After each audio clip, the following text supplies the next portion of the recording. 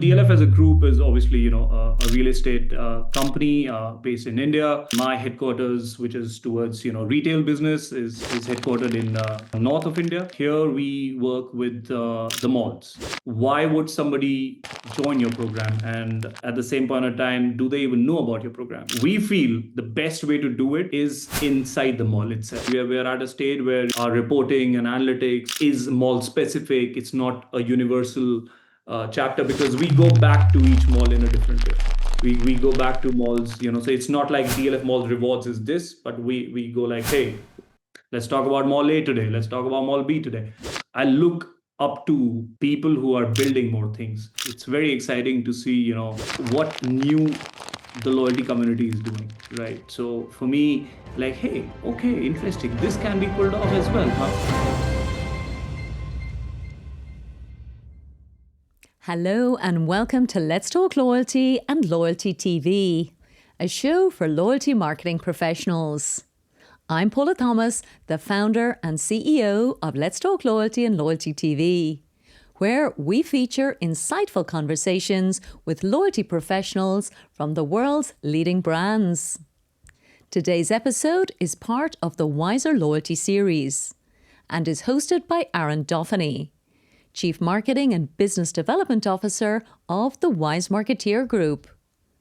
The Wise Marketeer Group is a media, education and advisory services company, providing resources for loyalty marketeers through the Wise Marketeer digital publication and the Loyalty Academy program that offers the Certified Loyalty Marketing Professional or CLMP designation. I hope you enjoyed this episode brought to you by Let's Talk Loyalty and Loyalty TV in partnership with the Wise Marketeer Group. Hello, everyone. Welcome back to another edition of the Wiser Loyalty podcast series. This is the podcast series that is brought to you in partnership with Let's Talk Loyalty and the Wise Marketer, which has actually been for nearly 2 years now. So I am Aaron Dauphinee, your host for this edition, and I am the CMO here at the Wise Marketer Group, or WMG for short. And we first started in 2024. The Wise Marketer Group CEO, Bill Hannafin, and myself shared our thoughts and insights on some of the loyalty constructs and topics from our core course curriculum at the Loyalty Academy. The courses we focused on lead individuals towards obtaining their Certified Loyalty Marketing Professional designation, or CLMP for short, as we talk about it. And we tackled one course per month with Bill and I going back and forth talking about those constructs. But in 2025, we shifted our focus to align more to the format of other hosts at Let's Talk Loyalty with one-to-one individual conversations. And Bill and I focused the conversations for the Wiser Loyalty series to be with practitioners of our trade, such as those from our CLP community. We also speak with executives and senior marketers who are leading from the C-suite. So twice a month, we bring you an interview with a C-level executive, a loyalty leader, or a CLP who's transformed strategy into practical application and generated strong business results from customer loyalty. For me, this year in 2025 seems to be the year of speaking with mall-based loyalty program operators, which I actually find very interesting because in a previous life, it's a loyalty model that we attempted to stand up back in, 2005 with a loyalty service provider I worked with. But only more recently have we truly seen these mall programs start to become more and more common. So whether it's in the Middle East, the APAC region, here in North America, and now today, as we talk with an Indian operator as well too. So my guest today is Shivaji Choudhary, who is the Assistant General Manager of Marketing at DLF Malls and one of the key principals in building out and launching DLF Mall Rewards. So welcome, Shivaji. Thank you for joining me in what is now your later evening. Hi, Aaron. Thank you so much for having me. Great. And thank you for the introduction. Oh, my pleasure, my pleasure. So for those of you who are maybe unfamiliar with DLF Malls, it is one of the lines of businesses within DLF, which is a nearly, 80-year-old real estate development, management, and investment firm out of India. And I believe it is actually the largest publicly listed real estate company, as well as it completes the trifecta of residential, commercial, and retail properties across about 15 states and 24 cities. And Shivaji joined DLF Malls. I'll let him explain more firsthand in just a moment. But he joined just under 2 years ago, and in that time has focused on building out their loyalty offerings. So prior to this, he held a series of brand positions at Aveen and Motion Education, and he's a man near to my own personal pursuits. He's been an entrepreneur as well and operated his own e-commerce business. So Shivaji, what else should our listeners know about your background? And then also, we like to begin our podcast by bridging beyond just career highlights and we ask our guests a specific question about what's inspiring you. So specifically, what book are you currently reading and why, or what's most fruitful takeaway from that book? So let's start there with, is there anything I missed in the opening about you and in your career, and then talk about the books that you're reading and why. Um, Thanks for that again. Apart from the corporate world and whatnot, there's a lot which I also try to work with. I love sports, so that's something I really really enjoy. So apart from working, I do devote my time for sports, especially basketball. Very nice. Um, and that also helps me to understand team game. So Mhm. that's very important, right? So that's one way of looking at it. If I talk about the book I'm currently reading, in fact, I just finished one of my books. It's called Barking Up the Wrong Tree. Okay. It's by Eric Barker, and like a very well thought and curated examples of how we see success and how it's mostly wrong. And yeah, and it's the myths, it's the delusions, it's the narratives, it's the optics and whatnot, right? So how we, and then you go into experiments and you see the inferences coming out of these things, right? So I like these kind of books where I'm able to understand different mindsets. It Right. helps me to know another person's point of view and how they like to articulate it even further. So experiences with experiments is a great combination, and that's something that book kind of helped me understand even further. Yeah, I like that. Experiences with experiments. That's speaks to me. I have a science background, so that's right in my wheelhouse as well too. That's perfect. Wonderful. Sure. So with any organization that kind of has an abbreviation of their company name, people are naturally curious about it. So I know DLF is very large. It's a tenured real estate company, but perhaps you can quickly give us the Coles notes on the business overall, but then tell us more about your line of business, specifically DFL Malls, kind of to set the stage for the conversation today. Right, right. So DLF as a group is obviously, a real estate company based in India. And I mean, my headquarters, which is towards, retail business, is headquartered in north of India. And here we work with the malls specifically.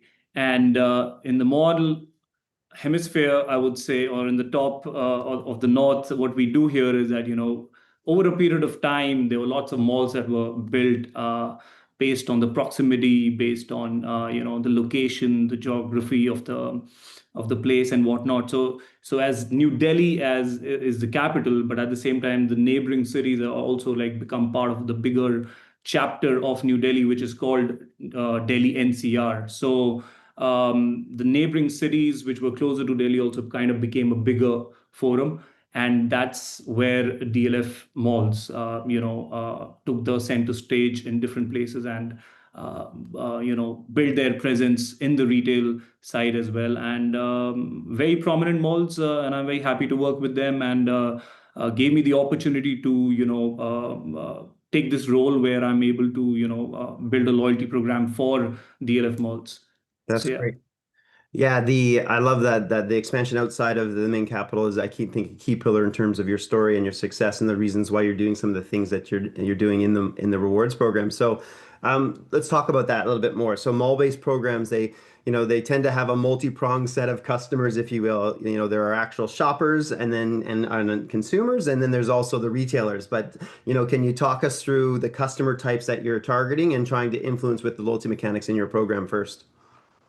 Sure. So let's say we kind of launched. We took our sweet time to first, figure out the proposition, the real proposition, what we will set, and that's where we say in our organization the DLF way, and uh, Interesting. and right. So so then we obviously are the aggregators who are there for the retailers, the tenants, at the same point of time, customer. So on one side we have the DLF way, then the other side in DLF malls, we say every moment elevated. So it's a bridge between the customer and the retailer while it's the property, it's the mall which we, operate. So what originally it started as like just another loyalty program or, like how we wanted to do. But we took another step and this time we came up with an invite only launch. Oh, interesting. So Okay. right. So in that, what we wanted to do was to not open it for everyone to start with. We were in a hypercare period. We wanted to see how it rolls out, how, as much as you plan everything, you also have to take steady steps and not just, jump the gun. So what we did that, so for an example, if somebody shops for X amount, only then you're invited or enrolled in the program. And that was a conscious decision we wanted to take, like how and where do we want to put our loyalty bucket in our business forum as well. So what we did this for good 15 to 20 days, and Okay. we still saw a good number of people getting enrolled, where we have X number of amount, which is the basic to get enrolled. And we obviously, as customer delight is the number one thing for us, Okay. uh, that's what we really focus on. So obviously they got a lot of vouchers. They got a lot of various brand vouchers, I would say, that we could help them with, and they can go and redeem these inside the mall. And there were cab services for them. So there were different things which we wanted to try while we were launching, that hey, let's build this the right way. And that's how we then moved on to our, I would call it a soft launch. Then Okay. we got into that's when we got into our bigger step, where we opened it for all. Very good. And so then we went through our hypercare period. We went through our initial phase to see how the traction is, and what's the consumer sentiment or problem. What's the excitement level, or is it just another program? And so there's a lot of these things which we wanted to be very sure of the direction we are planning to move in. And once we opened it for all, it went on to another level of sign-ups and enrollment, and a lot of consumer insight. That's how I'm able to speak so much about it. Very good. It's interesting to me because you just talked about barking up the wrong tree and that balance of experience and experimentation. Yet you've already been doing that in advance of, finishing that book. So it's just maybe perhaps coincidental that those two themes come together for you, or at least you can coalesce in terms of how you think about the program now after reading that book. So that's a nice tie together. I want to dig a little bit further into the employee base element. So is the program just for shoppers because there's that threshold, that element of exclusivity, and then you're opening up, or does it lend itself into the retailers and their employee base as well?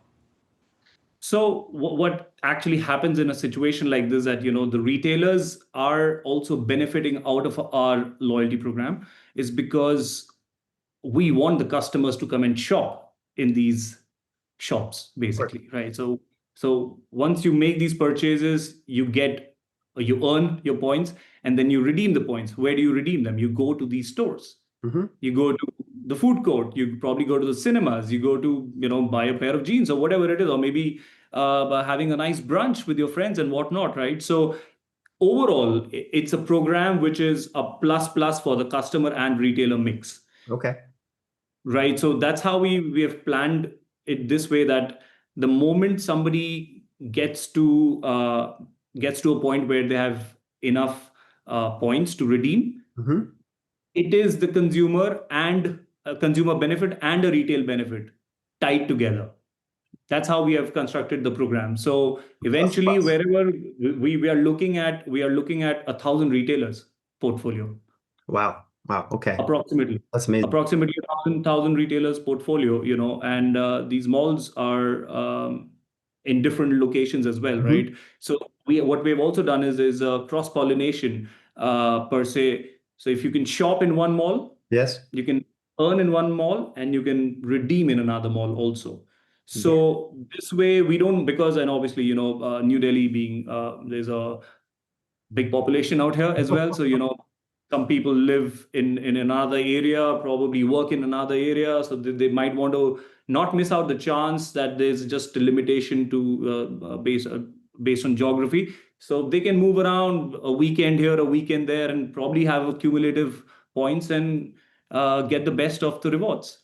I love that. I love that flexibility to be across the different properties that and or spaces is the term I like to use. When I'm talking with mall operators because sometimes the mall formats are different. Specifically, maybe Sure. you talked a little bit about this of they live at home. They obviously work in maybe a different area, having the proximity closer, so there's flexibility across that. But maybe can you talk a little bit more about the strategies that are proving successful to get customers into your physical spaces, and then outline any strategies that you're putting into play to encourage return visits. Sure. So there are two things to this. First is the awareness model, where why would somebody join your program? And at the same point of time, do they even know about your program, right? We feel the best way to do it is inside the mall itself, Okay, great. because the consumer is inside the mall. We have a team of loyalty executives, we have a team of operations, a marketing team. Everyone is aligned at the malls, and we drive our signups. So firstly, I also want to tell you that our program, what our in our first phase, what we did was we it was a pure scan the QR code straight to WhatsApp chatbot. Okay. So we kind of in our initial period, again, we wanted to eliminate the idea of just an app download business. We don't want to, so let's get the consumer quick Hmm. and let them not go through this app download situation, and then whether they use the app or not, we don't know how much do they use the app. So it becomes a very obsolete chapter when we wanted to start. So like sooner or later, we don't know yet, but at the same point of time, we wanted quick transactions. And at the same time, what we also did was build we tried to have OCR extraction, where we try to build in some chatbot, got in a little bit of AI in between, where we wanted to say, hey, just choose your preferred mall. Maybe we'll send out more offers about the preferred mall you have. Okay. So there are these kind of segmentation that happen. At the same point of time, how we are planning to shift from where we are right now. Hmm. Again, we go by phases. So in our what we plan to do is that sooner or later, where we will reach our benchmark, or the levels what we have set for this year, or for quarters. We are also looking at expanding external partners, Okay. to the external partners, where we say, again, we go back to customer delight. Because you're our shopper, we are going to give you, let's say, a free trip to another place, probably a nice brunch at a hotel. We might want to I give see. you, hey, Interesting. your cabs. You don't have to come bring your car to the mall. Maybe you have a pick and drop services. I mean, there is multiple layers. I like We that. want to make it convenient for you. At the same time, we obviously have tier benefits as well, right? So if you're bringing your car parking is free. Maybe your valet is free. Like so there are these kind of elements which obviously helps build more trust with the customers. And I think it will take time to understand the retention. I mean, it's a 3.5 month to 4 month period from since launch, but at the same time, we are still seeing a decent number of repeat customers, and people who are. And for us, the identifier for that is somebody who's uploading bills on the Hmm. chatbot of multiple days. So for us, hey, I mean, when we see that happen, it's a smile on my face. Like, hey, I mean, somebody's actually actively looking at getting more rewards, or yeah. So that's the interesting part, where we try to club things from one mall, and then we also offer, like, hey, I understand that you're probably in mall A. Do you want to see what's in mall B? Very good. I like the I mean, we talk a lot about the digitization of loyalty, and so you mentioned in our preview conversations around the mechanism into WhatsApp, get them in quick, low friction, easy, identify, and then from there start to fill in the pieces on the customer based upon their behaviors and some of the prompts that you're doing to surprise and delight them. One of the other things that you talked about in our initial conversation, which struck with me, was the role and importance of your on-service employee and service reps physically in the mall. And you touched a little bit on it earlier, but maybe you can go a little bit deeper on that around, Sure, that physical human element of support versus the digital elements in your program, and talk sure, about, the relative importance of each. sure. So it's very easy, or let's say it's easier, to play the game of loyalty online. Okay. because it's coming from a click of a button game. Mall business is experience based, real time experience. So as much as all the buzz I create online, eventually it has to be translated into an offline experience. So that is step one for me, right? Okay. That's when, so my for me, our loyalty executives are the ambassadors of our program. That is how we are playing this game, where we say, be there for the customer, be there, inform them, help them.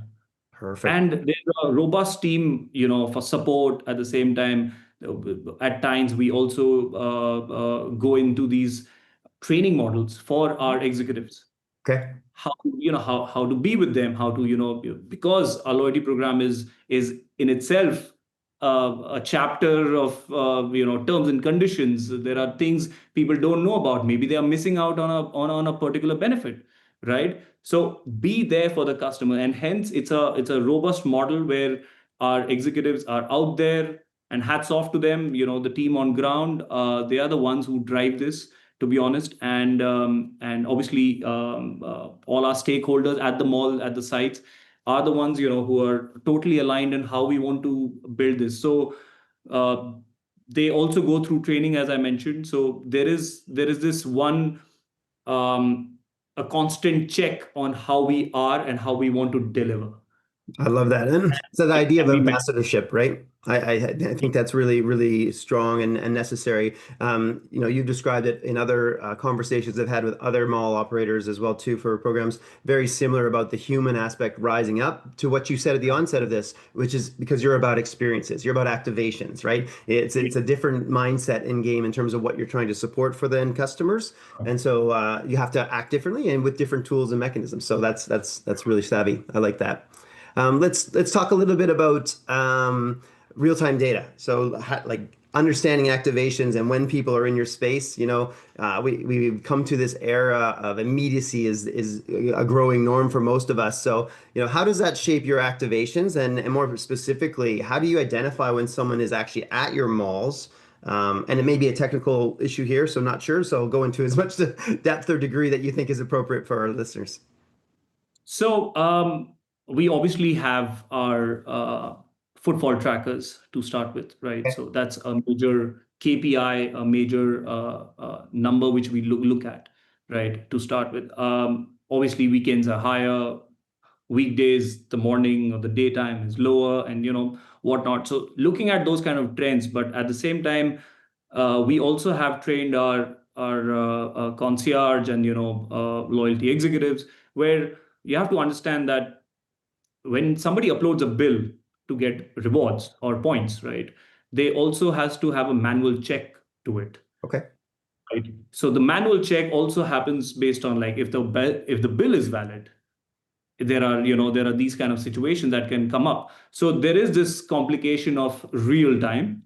Okay. Yeah, I get it. But at the same time, what we also have tried to do is eliminate the part which can be fixed for instant gratification.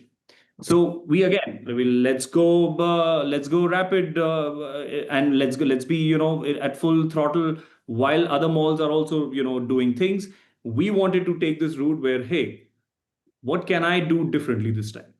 If Yep. somebody uploads a bill, there are chances where you might get instant gratification because the bill was clear, the photo which you took is clear, your mall name, your the amount, the date, and all those simple rules which we have to participate. If it's all clear, you might just get points then and there. So that's the beauty of it, and that's how efficiency will come up, right? So maybe when these are training models where we probably have, as I mentioned, I have 1,000 retailers, right? So that means the data has to be trained according to that.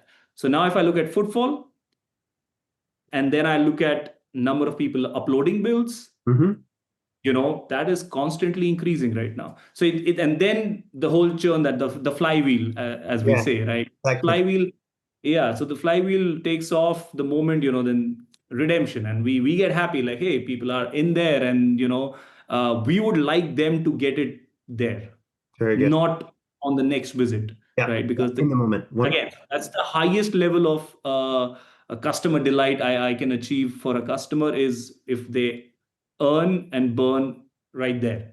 But Yeah, again, like I said, there's this complication of manual intervention.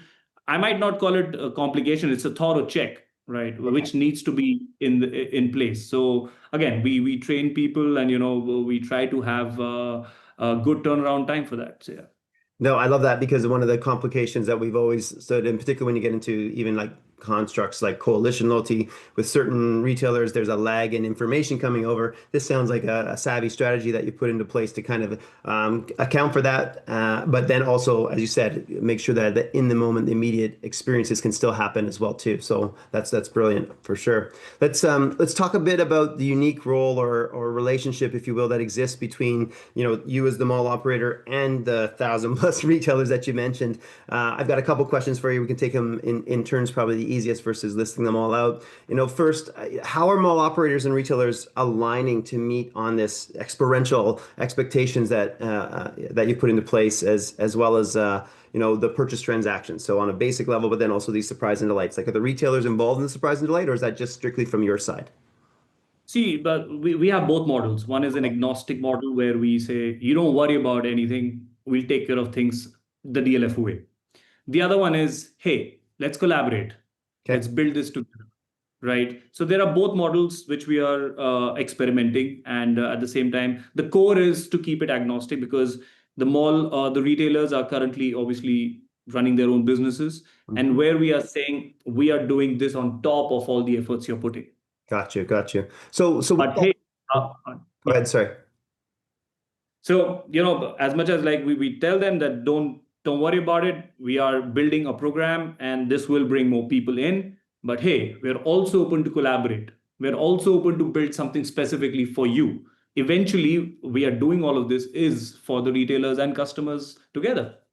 No, I like that. Where I was going to ask was, it's building on what you just said as well too, is so how do you manage the prioritization then? If it's additive, but at the same time, like, how do you prioritize communications, from the retailer, from you, the differences in the valuing of the segments? I mean, oftentimes I'm going to imagine the customer you optimally want in the malls may not look like the same as for a particular retailer. Like, how do you do all that prioritization and management? So we do newsletters, we do emailers. So we obviously have great relationships with our tenants, right?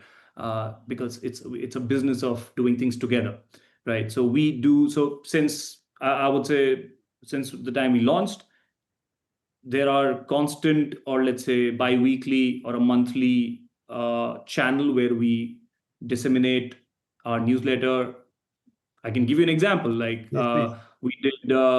we did a campaign called Beautiful, right? So it was related to all the beauty brands, the makeup, and skincare and whatnot. So another initiative what we took was that we sent out to all the brands in the mall where you say, hey, if somebody shops in your mall, we'll probably give you 2x points Okay. to the customer, Okay. right? So these are simple experiments which we are trying to test and see how this is going to work, and people are enjoying it as well because we are making a pathway towards your store. Right, right. I mean, I love this time in your journey, so to speak, because you're in that experimentation, test and learn. You're not presuming to have all the answers, and you're reading off of the customer needs and wants. So that's brilliant. I guess for me, the ultimate curiosity at the end of the day is with this almost not frenemies. That's not the right term. I wouldn't say that, but this tug and pull a little bit between the mall and the retailer. Who are the customers ultimately loyal to? Or are they loyal to the retailers or loyal to the mall, or can both coexist? What's your thoughts? I'm curious. In my opinion, Yes, exactly. I feel it's actually the mall is the gateway, Okay. right? It's the gateway and it opens to all the brands, right? So there can be situations like if I also just recall from my own personal life, like, hey, let's go to this mall. Mm-hmm. You There are very few times where say I want to go to a brand A at this mall, because obviously that depends. Maybe it's an exclusive store and all of that, right? Right. But it's usually you say the name of the mall which you want to go to, Oh, that's and then you yes. figure out what you want to do. I agree with you on that. Yeah, I'm thinking about my own experiences, and that's probably naturally for me here in Canada as well too. I would agree with you on that. That's right. Right. So, like, hey, you want to go watch a movie? Sure. Maybe you want to check the closest mall. Maybe you want to check the timing, wherever it's showcasing that particular movie. Right. So it is subjective, but at the same time, I feel the mall is the destination. Yes. Yes. I like It's that. a playground. It's a playground. Do what you like. Yeah. No, I think that's right. I thank you for triggering that for me. I hadn't put it into my own personal context, but then as soon as you said that, I thought, oh yeah, I think about the mall name of let's go to that space, that destination as Exactly. that gate. It's a destination. Then you probably do, like, if I say, hey, I want to go to Miami, like I know, and then I will go to the beach, right? So Yes. it's one of those things where I probably pick a destination, and that's how you do it. But again, like I said, there are times where people choose a mall also because of certain Of course. retailers, Yep. certain brands, right? And that's how Mall A is more preferred than Mall B. No, that makes sense. Let's build upon the idea of the retailer value proposition a little bit because I'd love to continue down your personal opinions on this Sure.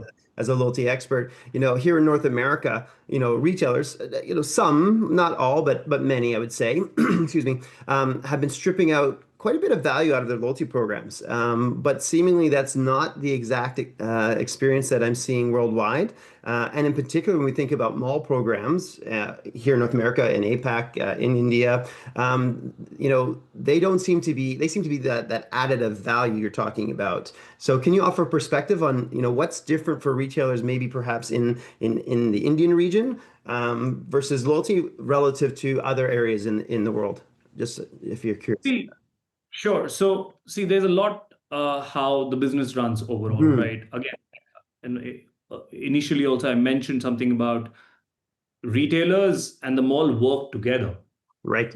Yep. So that is the basic understanding of how it should be. It can never be you versus me, right? It has to be you and me, right? So if you have that, which is usually the case, that's how you want to build it on. So in terms of relationships, right, like there are so many brands in our malls, uh, which probably cater to such large audiences, Hmm. where also at the same time, like they are exclusive also, Right. right? So then it's actually the relationship that brought them there, and the brand value. Like, hey, we would like to be in your mall. We would like to Right. be that mall, or probably that. Again, this also can be about geographies. It could be about which location you want to be at. So there is all these things that can happen. But once you're together, you know that this mall is going to probably have more footfalls, can drive more sales, and at the same time, and that's how you want to build. So it's again, like I said, it's a gateway. How Okay. you do that? So it opens the door with the retailers, and at the same time, there are times where it's the retailers who are like the ones like, hey, we are the brands. This is what we do, right? And again, we roll out the red carpet for the customers. So we try to bring in the experience. So there are these intangibles also attached to this. Right. Right. I like that. It's the customer experience. It's the ambience. It's the vibe of the place. It's there's so much. People talk a lot about aesthetics as well, right? So there 100%. is a lot of different elements of how one prefers to choose a mall, and where they want to be. And that's how this whole thing is. Like, you have constant support. We have brand meetings every time. So we are aligned, retailers and malls, at least in our malls, very much aligned and on the same page.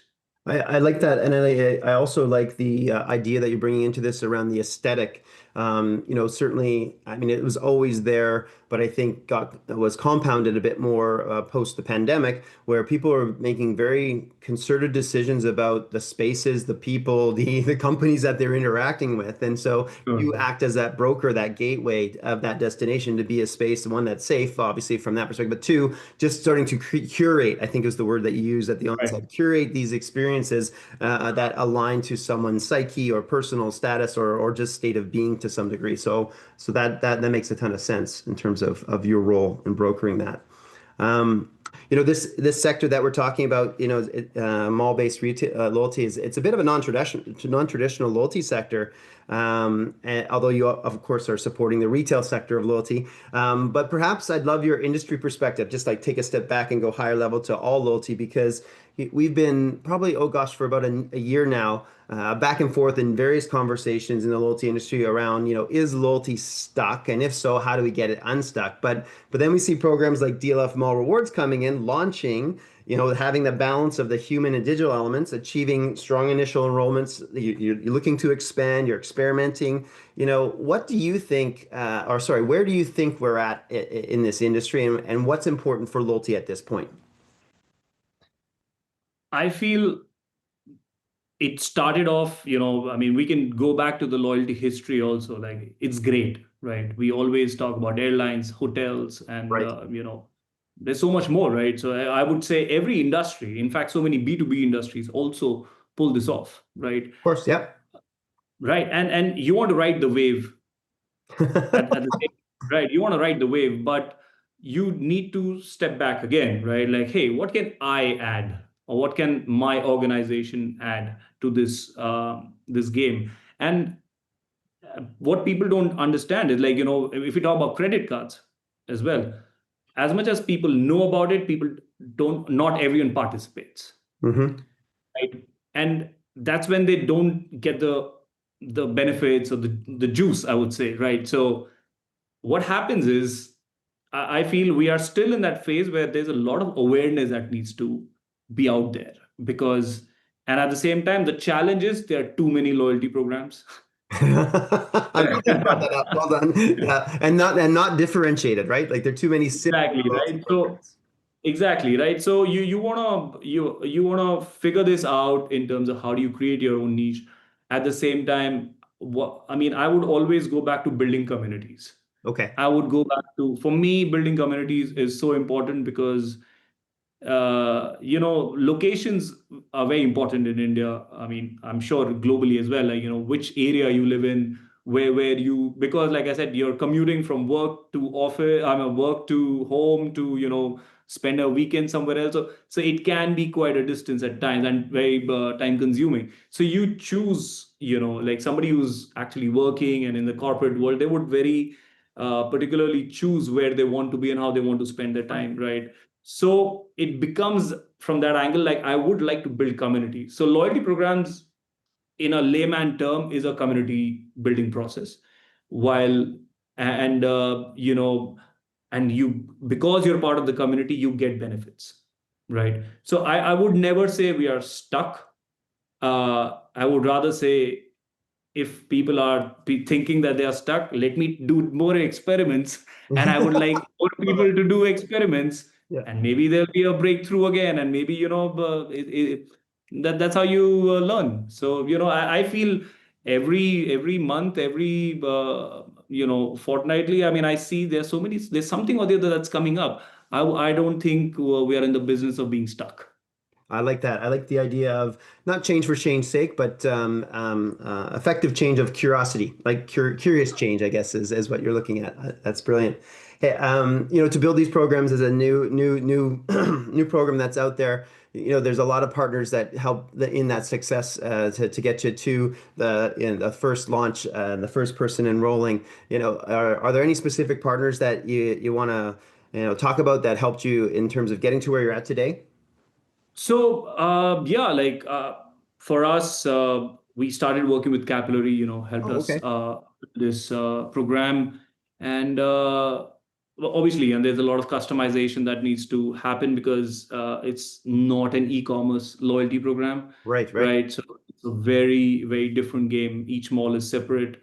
The retailers are different. So there's a lot of back end that had to be taken care of, which show, and we are at a stage where, where we have brought everything together, rolled it out, and and that's how we learn. So gradually, I mean, we are at a stage where, our reporting and analytics are, is mall specific. It's not a universal chapter, because we go back to each mall in a different way. We go back to malls, so it's not like DLF Malls Rewards is this, but we go like, hey, let's talk about mall A today, let's talk about mall B today. So that's how we, like to have these pillars, and that's how we were able to build this. It took its sweet time, because there's so many different stakeholders and whatnot, but we did it. So yeah. So, No. and at the same time, I mean, for us, as we are not doing anything through apps, so for us, it's WhatsApp and working based on how we figure this out. Yeah. Well, that's exactly why I asked the question, because it's a non-traditional sector, so the infrastructure, it's not just portable, then it needs to be the Yeah. customizations that you're talking about. And then also, again, like you said, you're low friction through WhatsApp, not a traditional structure of an app. So you had these nuances that are unique to you. So I was just curious about how you got to success. So thank you for sharing that. I appreciate that. Before I ask my final question, maybe I'll open the floor to you for, I always like to do this, open the floor of anything that we've missed or anything that you think loyalty marketers and business leaders need to know about that we haven't covered in this conversation today.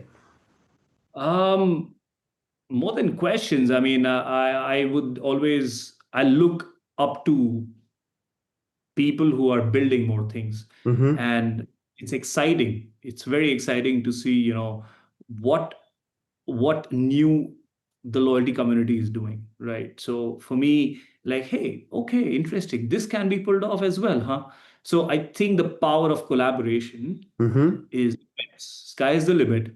And so I feel, because obviously, uh, globally speaking, we have such great reward programs and loyalty programs, but at the same time, we look forward to certain industries where it booms more probably than Right. and at the same time, I'm very impressed how the B2B world Yes. does this well, because they are never in the front, Yeah, right? they're It's behind not the for scenes. You're the right. customer, right? So there is that element where I'm like, hey, because as much as I'm doing loyalty, I also read a lot about it, and what's trending and what's not. So I would say, in this space, for me, like, I would like to know so much more, and keep interacting with you as well, so Yes, like how 100%. we will right? So but that, I would say, we are at a good stage where we want to be, and we'll only grow. I love that, and yes, absolutely. We'll stay in contact because I'm going down this learning experience with mall-based operators. As I said, for 2025, I've spoken. You're now my fourth of the year, so I'm right in the nexus of this, and I find it fascinating because it is a different way of thinking about how you engage in these customers. That experiential component, that building of the surprise and delight, the DLF way, like that you're talking about. All of these things come together to provide a different view on loyalty that is beyond just the programmatic, right? It's at the upper level of branding. And, when to your point of when someone thinks about a mall as the destination, and I'm going that to this mall to do my shopping with the retailers, or, some nuances where there's an anchor retailer, as you said, but the idea that that is the first onus of the mindset and the psyche, and that's where the loyalty lies. Like, to me, that's intriguing and is worth more exploration for us, and certainly we'll dig into it at the Wise Marketer. But this is great, Shivaji. We always like to end our Wiser Loyalty series, Bill and I, with our own specific question, which is, can you share us one example from either your personal or professional life that was kind of this epiphany moment, if you will, where you just thought, this is why customer loyalty works? When people actually redeem, Okay, the payoff. it's Interesting. yeah, payoff. I mean, that's the ultimate goal, and I love it. I love that, when people are redeeming it. It's like, hey, uh, this is what I made it for. Right. So that's how I see it. And at the same time, because I avail so many offers from various loyalty programs I'm part of, right? So for me, it's always a redemption. It's the delight, which, like, hey, I got this Right. because I'm part of this. And hence I spoke a lot about building a community, because once you have people in the community, they would like to stick around, and you keep giving them good experiences. So yeah, my answer would be redeeming. Redeeming. I mean, at the end of the day, that's what we're here for, is to get something back. So that makes a ton of Yeah. sense. Wonderful. Yeah. Shivaji, what a great conversation today. I really appreciate you taking the time to speak with us. I love what you're doing. I'm curious to find out more in terms of your growth and your experiments that as the program evolves and kicks into its next phase, as you talked about. Let's make sure we keep in touch, of course. But thank you again, and thank you to all of our listeners for tuning in. We do appreciate your time as well, too. But with that, I'll say adieu and have a great day. Thank you so much. Bye now. Thank you for having me again, Aaron. Take care. Bye.